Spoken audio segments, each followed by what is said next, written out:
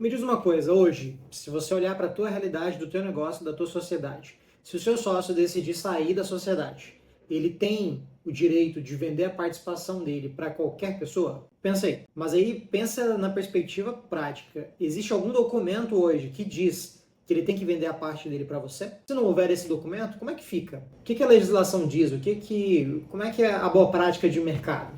Hoje nós vamos falar neste vídeo sobre direito de preferência, uma cláusula muito importante dentro dos acordos societários, contratos societários, muito comum para empresas de tecnologia, empresas digitais, empresas onde se fala muito em equity, né, em participação societária, acionária. Direito de preferência, ele é uma salvaguarda que garante que você não vai ter intrusos, pessoas de fora que não tem a ver com o negócio, que não se dedicaram, não estiveram empenhados, não estão alinhados à cultura ou aos valores que você acredita. Você vai impedir essas pessoas de entrar porque de repente um sócio quis sair e vender a parte dele para essa outra pessoa. As cotas de uma sociedade, a participação societária é um bem, ele pode ser vendido, né? As compras e vendas de cotas podem acontecer em diferentes cenários. E é a cláusula de preferência que garante que ele vai ter a obrigação de vender para você. Isso é muito importante para você assegurar controle da sua companhia, do seu negócio, você garantir que os valores da sua sociedade permanecem, não tem ninguém de fora, sem impedir que pessoas que não têm know-how, conhecimento, expertise, experiência entrem na sociedade, por mais que sejam minoritários.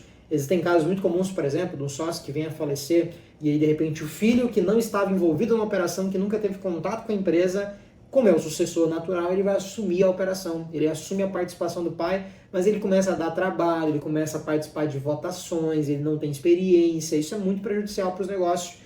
Então, se você não tem cláusula de preferência no seu acordo societário, você está à mercê de algo como isso acontecer no seu negócio. Então, fica no vídeo aí até o final para você entender um pouco mais essa cláusula, como é que ela funciona na prática, e não se esqueça de se inscrever no nosso canal. A gente está aqui publicando essa sequência de vídeos que faz parte de uma playlist de societário. Se você olhar aqui um dos dois lados, deve ter aqui a playlist com vários vídeos de societário que compõem, né, esse grande programa, né, esse pacote de conteúdos aqui para vocês. Espero que gostem do tema de hoje e vamos lá para falar de preferência. A coisa que mais acontece em sociedades e está relacionada à cláusula, né, de preferência é quando você tem um sócio. Muitas vezes ele é um sócio, eu vou pegar dois exemplos, né, um sócio majoritário e minoritário. Esse sócio ele decide vender sua participação. Pessoal, ninguém é obrigado a ficar numa sociedade, tá? Então você pode vender sua participação quando você quiser, mesmo que tenha uma cláusula de lock-up. Falamos disso inclusive no vídeo anterior. Se você não viu o vídeo, já dá uma olhadinha, a cláusula de lock-up é um dos temas aqui da nossa playlist.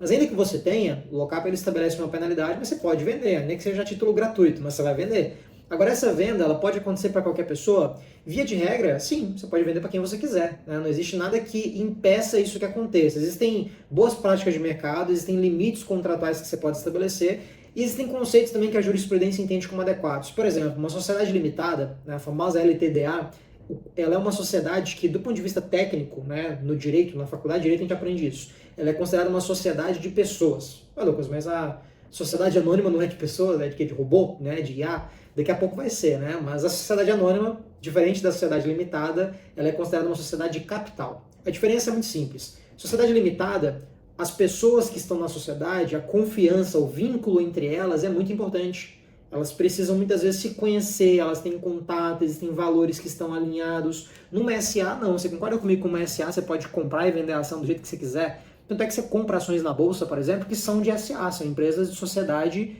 anônimas, né? São sociedades por ações e que são listadas na bolsa. Então você compra e vende, você não sabe quem são os outros acionistas. São anônimos, né? Na prática, né? Na sociedade limitada, não. Os valores são muito importantes. As pessoas precisam estar alinhadas, tem que ter um conjunto de expectativas alinhadas. Por isso que em sociedades limitadas, muitas vezes o acordo de sócio é tão ou mais relevante do que o acordo de acionistas lá na SA.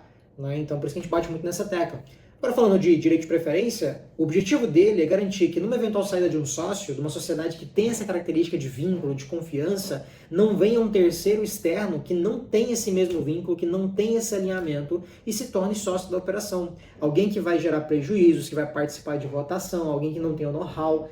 Né? Essa pessoa que vem, esse outsider, vai gerar prejuízos até mesmo para convívio pessoal dos sócios, né? Não é interessante, não é legal. Então é por isso que a gente sempre bate muito nessa tecla de que o direito de preferência tem que estabelecer que quando alguém vai sair da sociedade, e aí entra já a parte prática do direito de preferência, se ele vai sair da sociedade, ele tem que obrigatoriamente vender a participação dele ou ofertar a participação dele para os sócios que estão ficando. Esse é o básico direito de preferência. Você vai vender primeiro para quem fica, você vai ofertar para quem fica. Se essa pessoa não tiver dinheiro para pagar do próprio bolso, você pode pegar um dinheiro da tesouraria, do caixa da empresa, e aí você vai comprar essa participação de modo que você preserva ainda a governança, preserva o controle da empresa. Isso fica ali uma participação reservada na tesouraria da empresa, né? Como se fosse uma participação que não pertence a ninguém, ela pertence à própria empresa.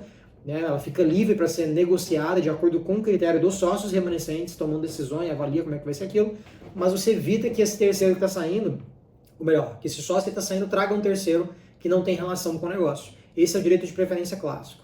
O direito de preferência também pode se aplicar em questões mais diversas. Vou dar um exemplo. Né? Então, no caso de um investidor, o investidor ele vai ter preferência de liquidação. Esse é um tipo de preferência. Não é bem a preferência da entrada de um sócio numa sociedade, mas é um tipo de preferência também. O que isso significa na prática? Que numa eventual M&A ou numa eventual liquidação da empresa, a empresa faliu, acabou, vai vender os bens, né? Virou uma massa falida. Aquele investidor tem preferência para receber a parte dele primeiro, junto com outros, claro, né? Outras partes credores que terão direito também. Então entra-se ali dentro dessa discussão. Isso é direito de preferência na prática. Por falar em direito de preferência na prática, o que acontece é o seguinte: o acordo de sócio vai prever lá o direito de preferência. Então, o sócio, seja ele majoritário ou minoritário, caso ele queira sair e vender a participação dele, o que ele tem que fazer? Que as cláusulas costumam prever o seguinte: ele tem que notificar os sócios, então dá-se um prazo ali previsto no contrato, geralmente é 30, 60 dias. Ó, pessoal, em 30 dias eu quero sair da empresa. Então, eu estou avisando vocês que eu vou sair. E eu quero vender minha participação. E aí ele pode já eventualmente dar um preço, eu quero vender, eu vou pedir 10 mil, quero sair por 10 mil, eu estou feliz. Pode dar um preço naquela mesma notificação, ou ele pode pedir a apuração da participação dele, o quanto aquilo corresponde em dinheiro, como é que aquilo se transforma em liquidez. Então o acordo de sócio vai prever como é que isso vai se dar. Se não tiver no acordo de sócio, vai ser via balancete contábil. Então o contador vai fazer um levantamento dos ativos da empresa, ele define qual que é o patrimônio da empresa, né? Lá no balanço patrimonial ele define isso, e aí define se aquela participação que ele tem corresponde a tanto. Então esse é o valor de balanço patrimonial. Agora, se você vai pensar num acordo de sócio para uma empresa de tecnologia, por exemplo, uma empresa digital de crescimento acelerado, você tem que falar de valuation. Então aí existem vários métodos de cálculo de valuation que você pode utilizar nesses casos. Aí naquele prazo em que ele notificou, ou a empresa ou o sócio que está saindo tem que contratar uma consultoria ou tem que fazer uma apuração. A regra para cálculo da participação vai estar prevista no acordo de sócio. Se não estiver lá, você já está em maus lençóis, né? Já começou errado aí. Já cuida disso agora. Tem aqui no link aqui embaixo para falar com a nossa equipe para a gente fazer um acordo de sócio para você. Mas o acordo de sócio vai prever como é que se dá isso. Se não tiver previsto, é balancete contábil. E aí você pega essa participação e transforma em liquidez para pagar aquele sócio.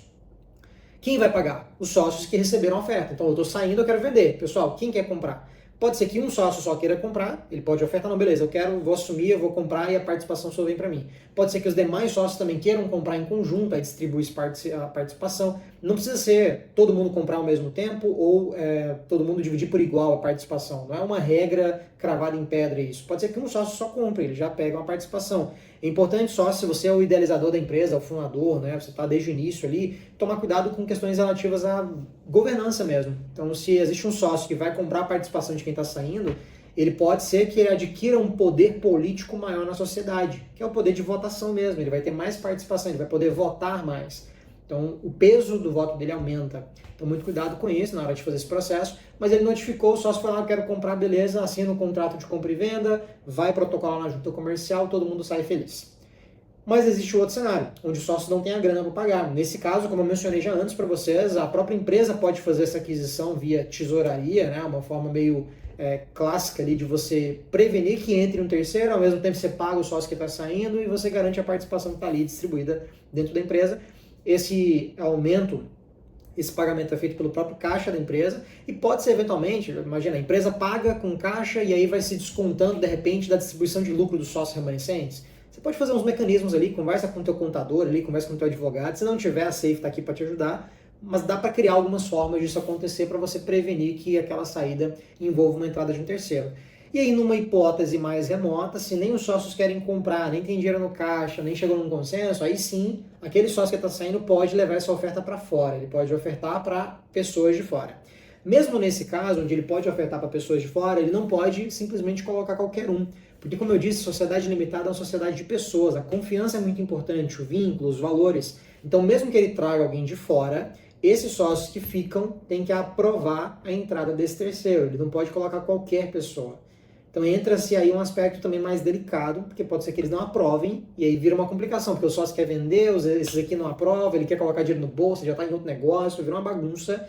Então, mais uma vez, a importância de ter acordo societário para evitar que isso aconteça, que fique à mercê da discussão ali, do calor do momento. Então, nessa hipótese dele trazer alguém e os sócios aprovaram, beleza, ele entrou, fecha o brick, como dizem aqui no Rio Grande do Sul, fechou o brick e acabou, tá tudo certo. Se eles não aprovarem, ele pode encontrar um terceiro. Esses sócios que estão aqui também podem buscar um sócio fora para comprar a participação dele. Então, é uma participação que fica no mercado, tá aberta para ser comprada ou vendida. Então é isso, pessoal. O direito de preferência mais clássico, mais básico, é o básico que eu queria trazer para vocês sobre essa cláusula, que é muito importante, né? Vocês perceberam, né? Se você não tem direito de preferência, você vai ter gente de fora que vai entrar na sociedade, que não vai ter os mesmos valores que você tem, isso vai gerar prejuízos. E eu nem tô falando por causa daquela questão técnica de ser uma sociedade de pessoas, tô falando porque, cara, a sociedade, assim, você tem que ter confiança, né? Como é que você vai confiar em alguém que você nem conhece? Então, muito cuidado, né? Não deixe de colocar uma cláusula de preferência nos seus contratos societários. Conte com a nossa equipe para isso, o link está aqui embaixo, é só clicar para falar com a gente. Tem também um material aqui gratuito, um presente para vocês, um roteiro com 25 pautas para você discutir com o teu sócio, muito legal, foi eu mesmo que fiz, então acho que ficou legal. Se você curtiu o vídeo, deixa o teu like. Me segue lá no Instagram, meu Instagram é lucasm.mantovani. Se você está vendo esse vídeo até agora, vai lá, deixa lá o teu comentário, o teu feedback, você é muito bem-vindo, eu tô lá à disposição para a gente trocar uma ideia, conversar. Tem muito conteúdo legal lá também. E se inscreva no nosso canal para receber mais vídeos como este, dessa playlist que a gente está fazendo, que tá bem bacana. E tem vídeos também toda semana aqui no nosso canal. Então se inscreve aí, vai ser muito bem-vindo aqui ao canal da Safe no YouTube. Muito obrigado pela sua audiência até aqui. Nos vemos no nosso próximo vídeo. Até lá!